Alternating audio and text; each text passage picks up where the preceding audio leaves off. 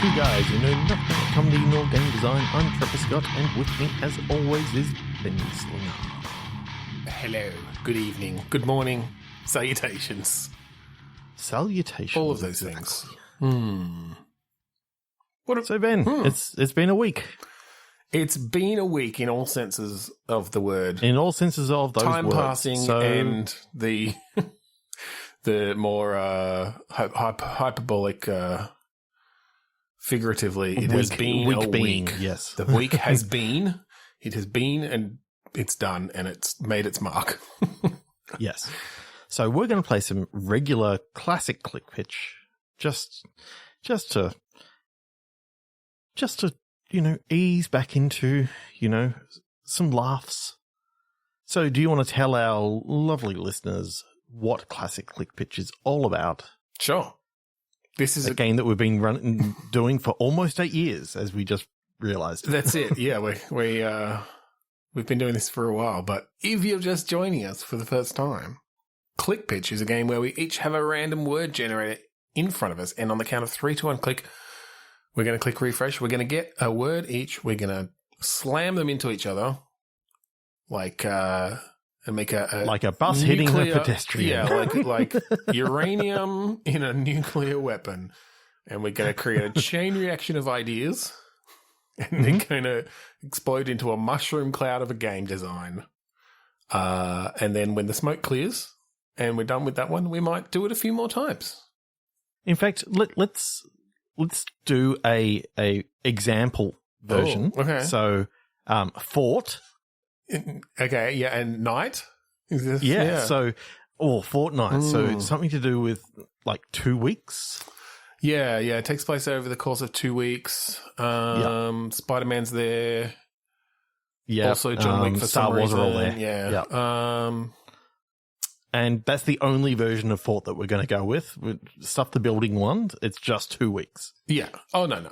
It's not a shooter or anything like that. It's a hard-boiled adventure. It's a medieval mystery sort of game because you got knights, and knights in shining armor, but they also Star Wars characters and all those sort of things. Yeah. Yeah. So anyway, that's the game. Cool. That's the game. Here's the real one.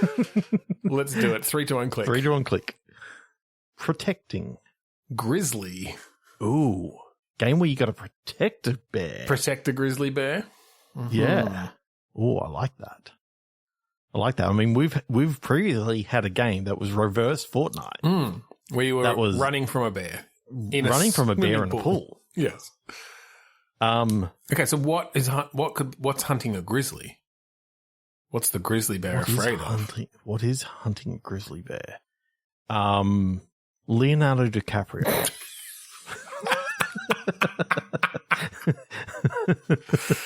The only true predator of the grizzly bear. Yeah. The whole, the Revenant. Yeah, no, I get it. It's the only predator I could think of. other than the Predator from the hit movie series Predator. In fact, what if you are the Predator and you've got all that sort of stuff and you're protecting the grizzly? Okay, it's your best friend. Maybe you're a rogue predator. Yeah. Who wants to live a life of conservation and protection. Mm-hmm. But he's nursing this grizzly back to health, and Leonardo DiCaprio is just really, really. I think Leonardo DiCaprio is an Easter egg. I think you're protecting it from like the other predators, and itself. It's self-harming. Right. It's had some trauma. I mean, you did. Yeah.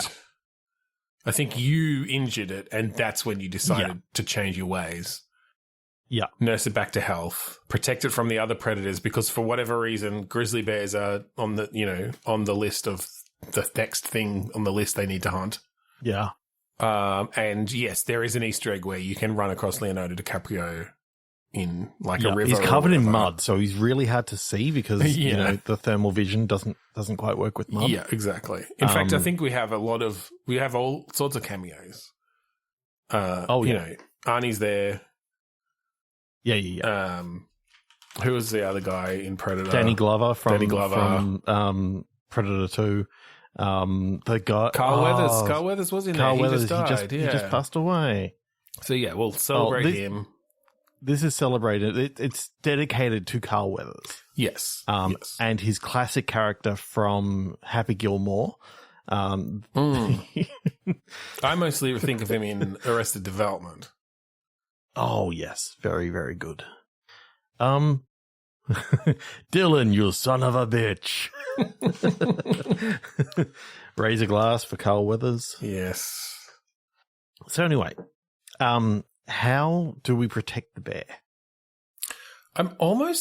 Interestingly, I'm almost getting a top-down strategy, like tactics-ish vibe to this. So almost like an isometric view of this forest. And you can kind of, whether it's turn-based or not, I don't know, but you can like jump between trees. You can set traps. You can obviously, aim and attack at things that are coming. You've got all sorts of predator tech. I know why we're actually doing this. Because it turns out, the grizzly's big thing about being a scary predator is actually all a farce. It's actually this invisible predator who attacks on behalf of the grizzly. So the whole reputation of grizzly bears attacking is actually invisible. Predator. So this one grizzly bear then though has like convinced the world that grizzly bears are dangerous. But basically grizzly bears normally are just like Fozzie Bear. Yeah. Like they cracking jokes the whole time. Wacka. Yeah. Yeah, exactly. Moving right along.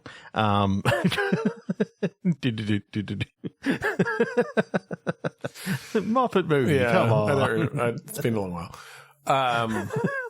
Been a while. Moving right along. Footloose and fancy free. Okay. I love this idea of, it's every single grizzly out there in the world actually has a predator pal. Right. Okay. So that's what you're getting. Okay. Yeah. So it's not just this one grizzly / predator pal combo has convinced the world that grizzlies are dangerous. No, it's so we're at the point where every grizzly they're a twisted pair, basically. Yeah. Okay. They're like a symbiotic relationship. Exactly. Yeah. Okay.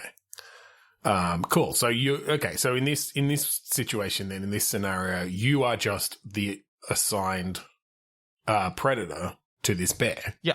That has been injured, and so it needs protecting.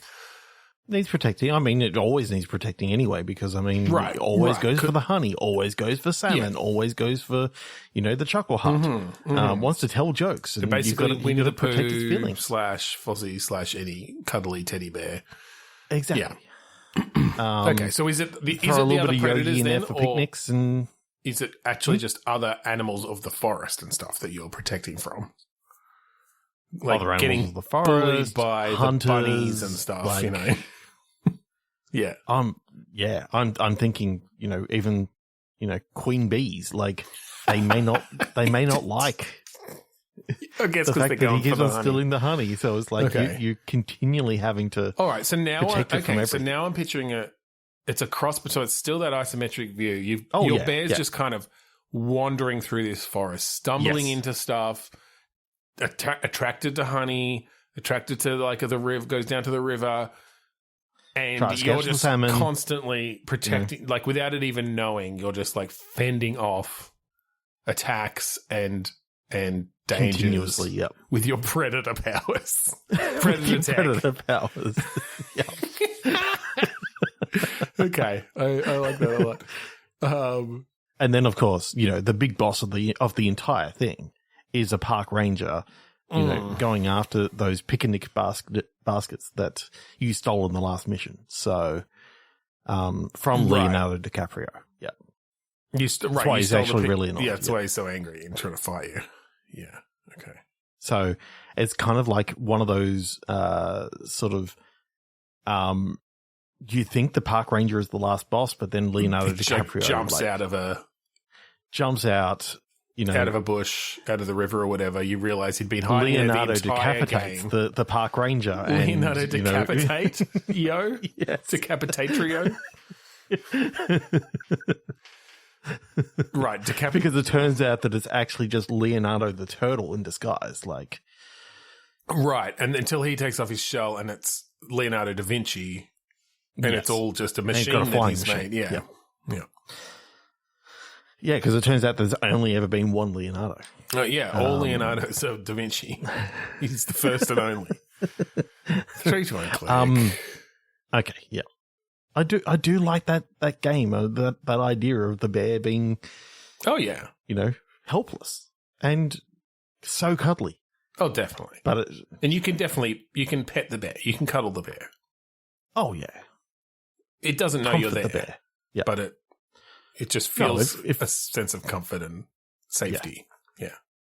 Turns out the bear's just blind and you're sort of like, I don't know, it's like Mr. Magoo Bear.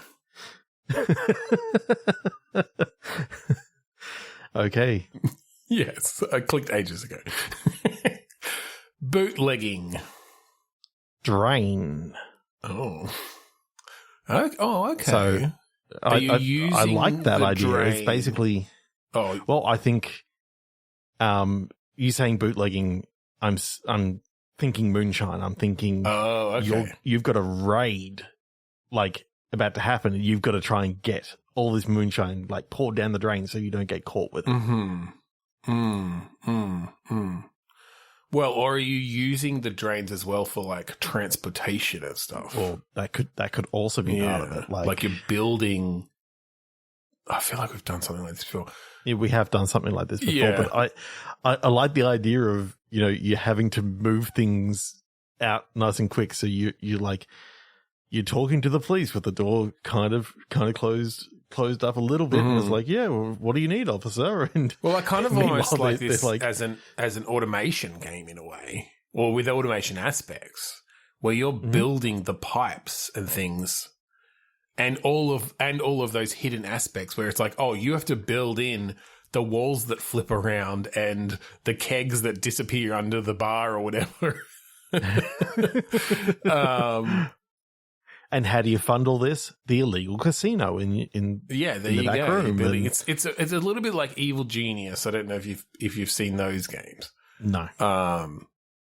But with a bit more in-depth sort of automation stuff, I think, of setting up your pipes and your electrical and your systems and things. I like the idea that it costs money to actually set up any of these automation things, and in a cookie clicker kind of way, you have to okay, now you've got a casino, and how are you going to actually get people in here? You do some marketing, some underground marketing, so you get people into the casino, giving you money in that respect, selling some of your product, and that allows you to do more automation until you're running the entire town. Yeah, exactly. Entire underground. I like that analogy because those games, whether they're idle games or idle not, clickers, whatever, or have aspects of that, they work really well on that scale, right? Where initially, you're just literally manually doing the work. So in this case, it might be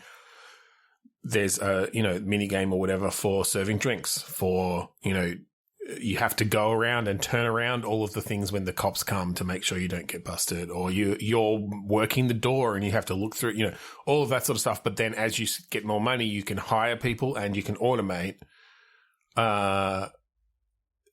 so that operation and how you're getting the money in, and which means you can then your focus kind of goes up a level, and it's like, okay, now I can automate a different place or whatever. Like you're not doing on the ground level.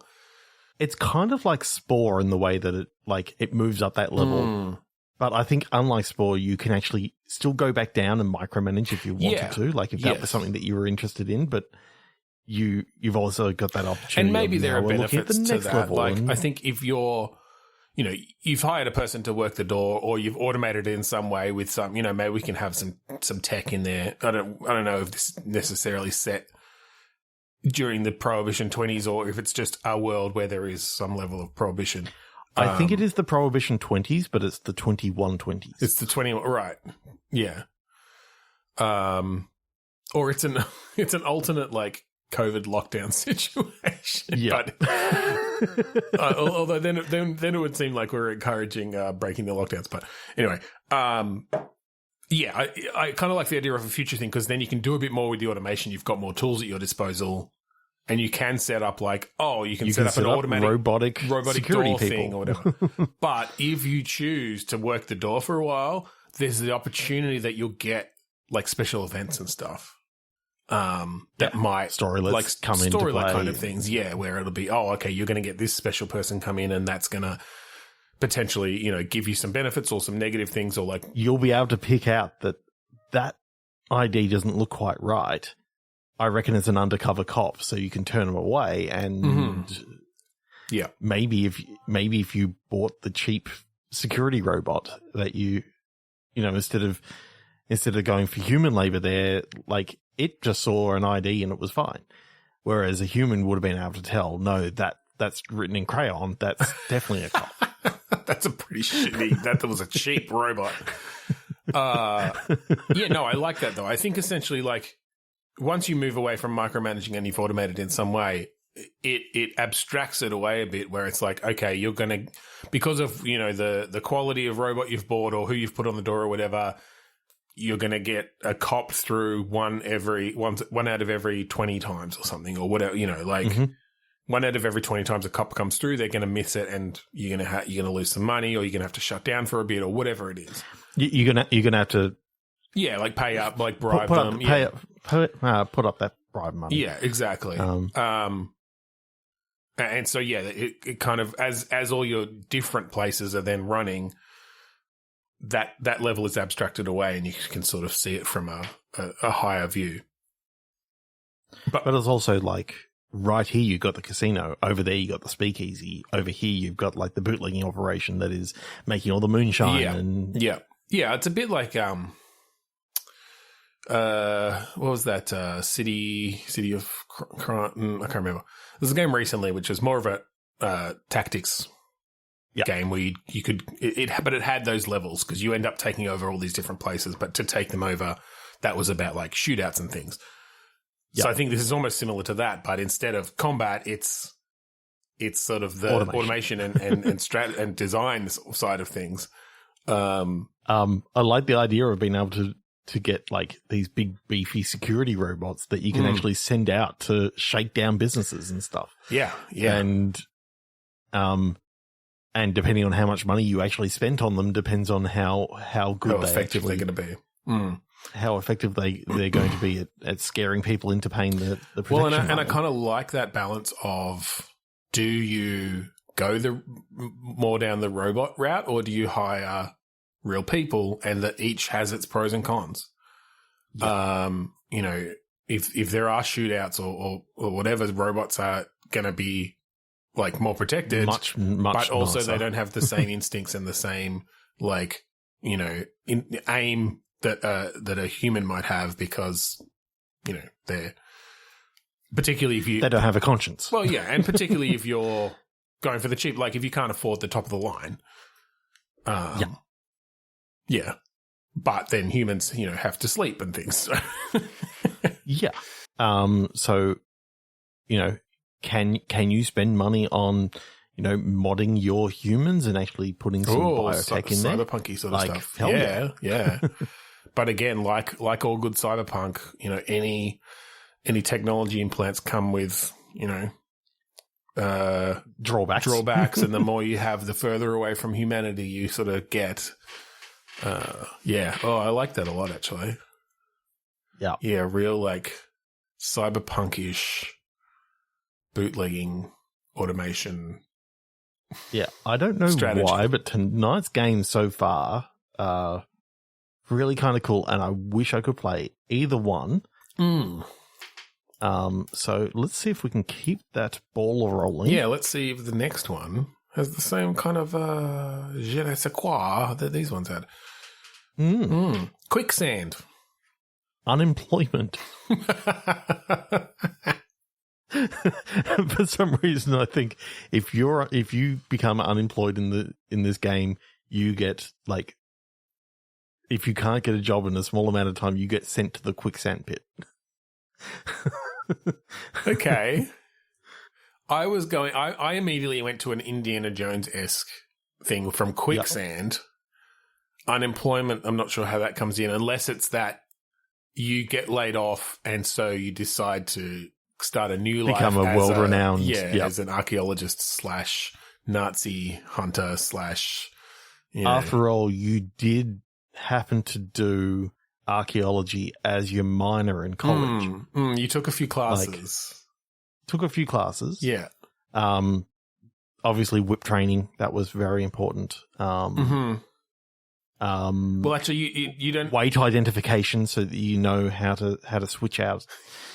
Actually, that's sand into like that. Actually, that's your only appropriate skill. You're just really good at telling when two things weigh the same.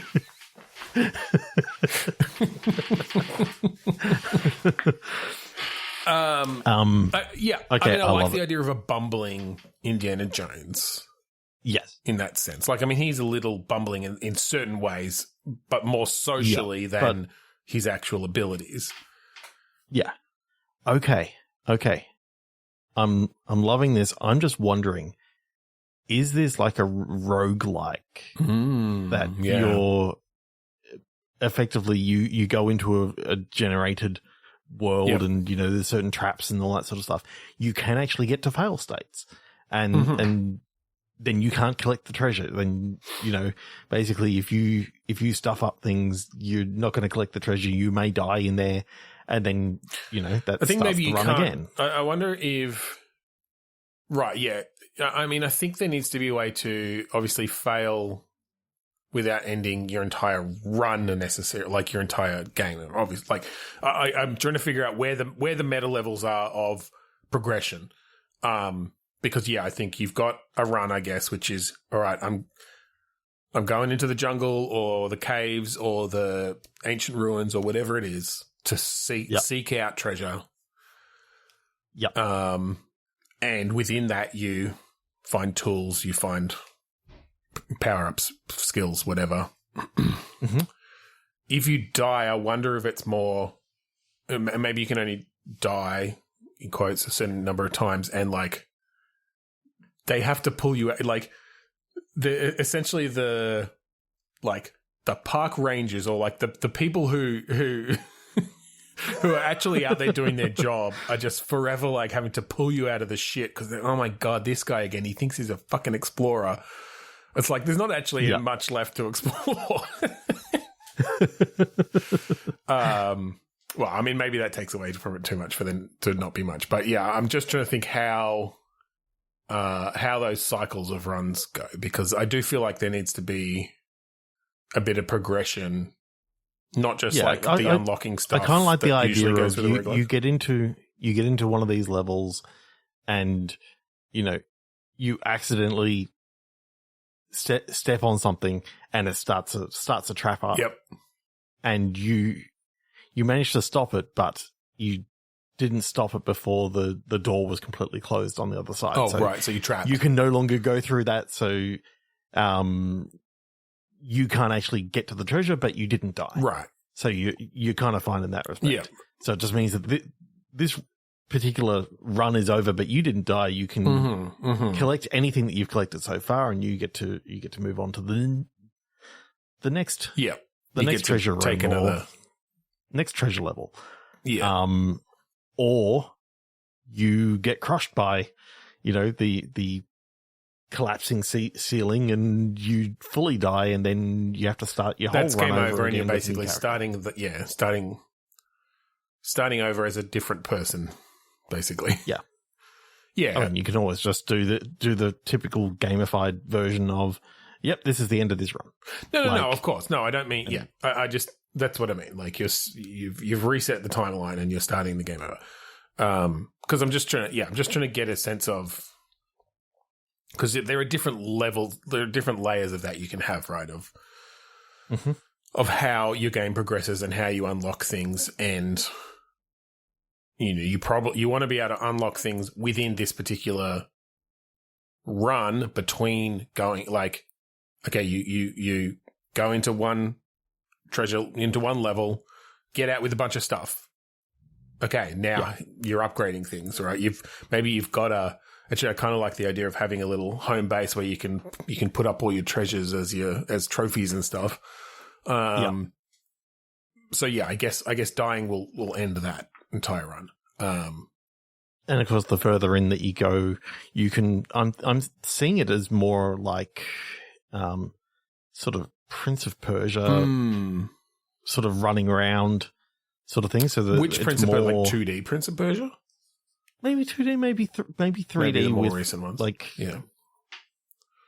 I mean, the most recent one is actually 2D again, and that's got some cool Metroidvania sort of stuff. I do kind of like the idea of.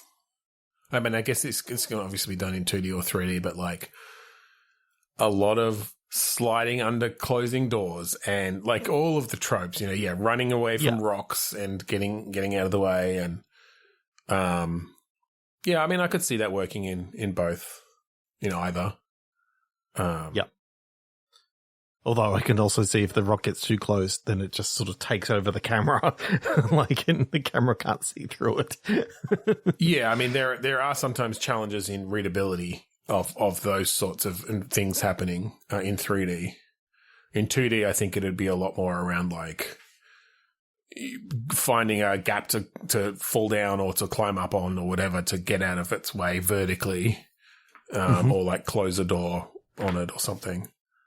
To get away from it. I suppose the other thing that you can do is sort of when you get into those sort of set pieces, you can kind of do a Crash Bandicoot thing of you turn it around and you're running towards the screen sort of thing, so you see it at all times running behind. And Right, that way, yeah. I was thinking you could also go side-scroller, like still 3D environment, but move to 2D gameplay, essentially. Move to 2D gameplay. I feel like that'd be tricky for procedurally generated levels, but I guess if you build them as sort of set pieces that can then show up at different times in the levels. Yeah. That's cool. I don't know. I kind of like that. It's especially with the new Indiana Jones game coming out, which I'm not sure if you've seen the trailer for. Yes, I have. That looks pretty amazing. It looks pretty cool. I'm interested to see how a first-person Indiana Jones will go.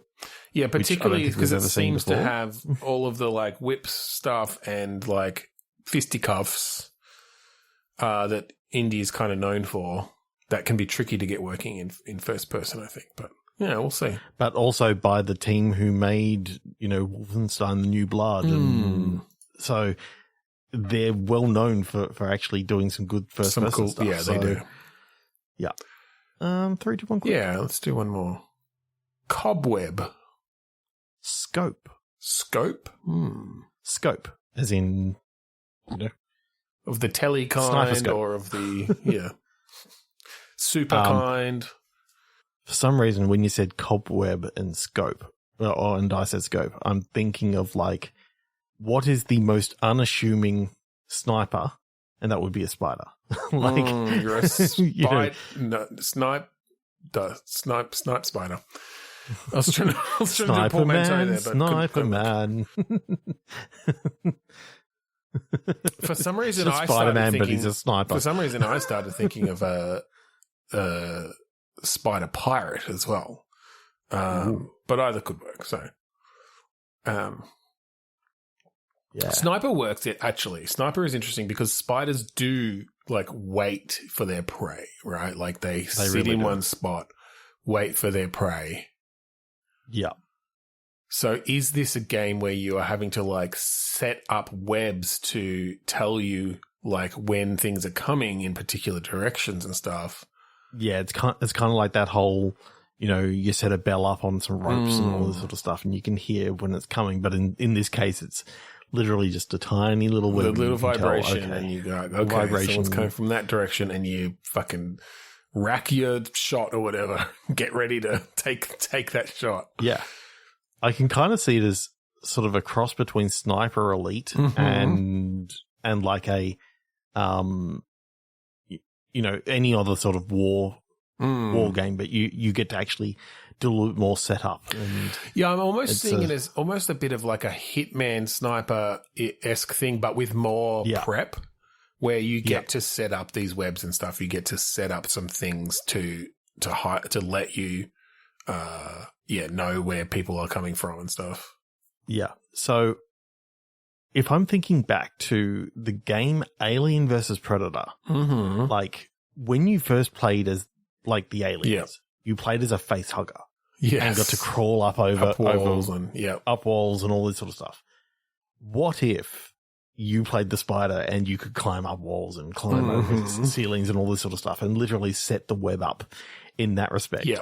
So you're sneaking around the whole thing as like a bigger spider than what you normally would expect. Yeah, maybe it's like sort of like a cartoony spider, tarantula size sort of thing, like cat or dog sized.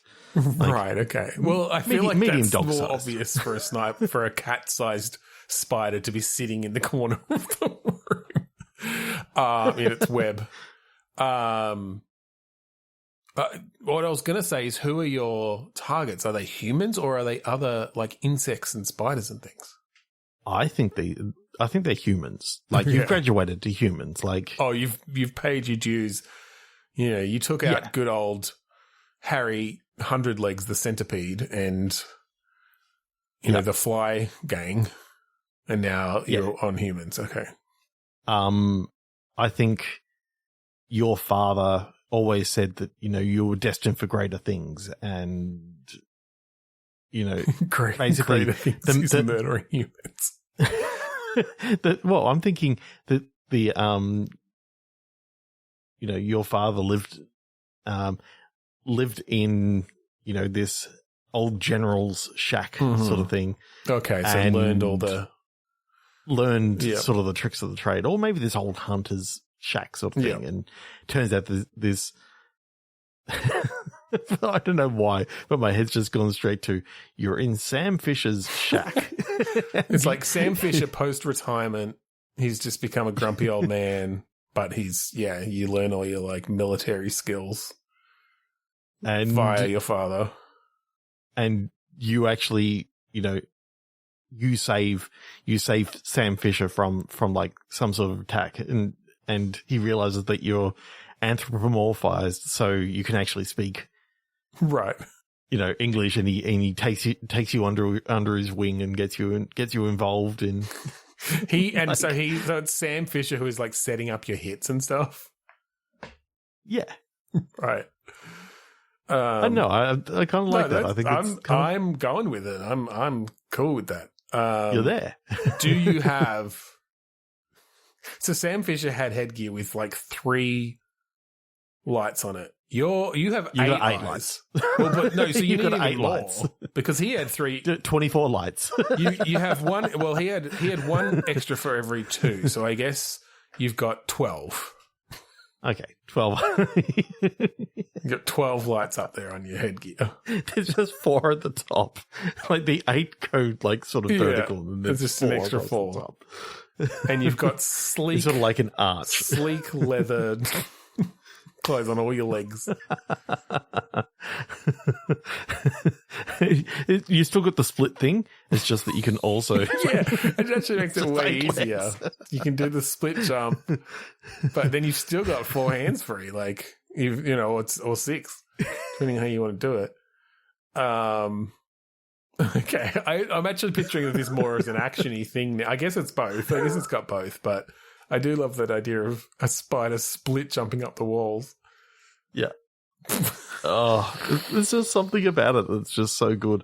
Now, is it the earlier Sam Fisher titles, like the earlier Splinter Cells, or is it the later Splinter Cells, like Blacklist, where it's sort of more story-based, or is it more the earlier stuff where you've been given the mission and you can go about it any way that you... I mean, I definitely like some element of that freedom. Yeah, I think more Hitman-ish, where you'll have certain things happen in the level, and so you can do your prep, you can make sure you've got your right tools. Yeah. You can set up your trigger webs and all those sort of things. Yes, exactly. I like the idea of just being able to like have that whole web system that is like, okay, you route it through up into the room, and so you got this one sort of control room that you've worked out. Oh, yeah. It's like, this is a perfect room. It's in the middle, and you can. I love the idea of lead all the trigger webs. You're just sitting there then, and you've got like 10 different webs coming off, and you have to remember, like you've set them up. Maybe you can tag them in some way, but you're just waiting for them to start vibrating. You're like, okay, they're coming in through the kitchen or whatever. Yep. And that's when you've maybe set them up so you can like pull on them to activate traps or something, but yeah, you've just got all these webs pull on separate webs. Like you've got the trigger webs that set that up, and then you got yeah. There's something about that that's actually kind of cool. But then I'm literally seeing the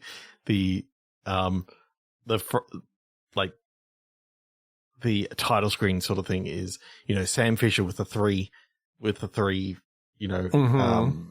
glowing eyes, and then the spider with the 12. Yeah. And it's just, both of them together. It's one of those things where, like, you know how they have those, it's called Spider Cell. You know how they have those hero shots and like the heroes are back to back or whatever? It's just got Sam Fish in there, and the camera like rotates around him, and then the spider's just on his back, just hanging onto his back, and the eyes are there as well. Music's going. Okay, so what's better, Spider Cell or Splider Cell?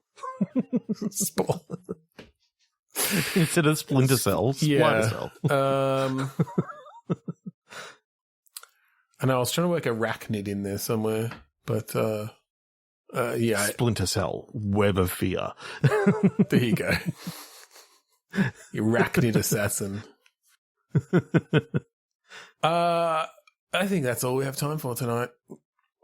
So if you would like to find our previous episodes online, go to podchaser.com/bitstorm. They're all up there. Give them a listen and shoot us a review. If you like the song that you hear at the start and end of each episode, that song is called Mount Defiance of the album Containment Failure by the band Kuradust. Check it out at kuradust.bandcamp.com while you still can. That's right. So thank you again for joining us this week on Bitstorm. I'm Ben Slinger. I'm Trevor Scott. I'm a teddy bear. Sounds like Bane for some reason. Waka waka waka. I'd forgotten about that. Awesome.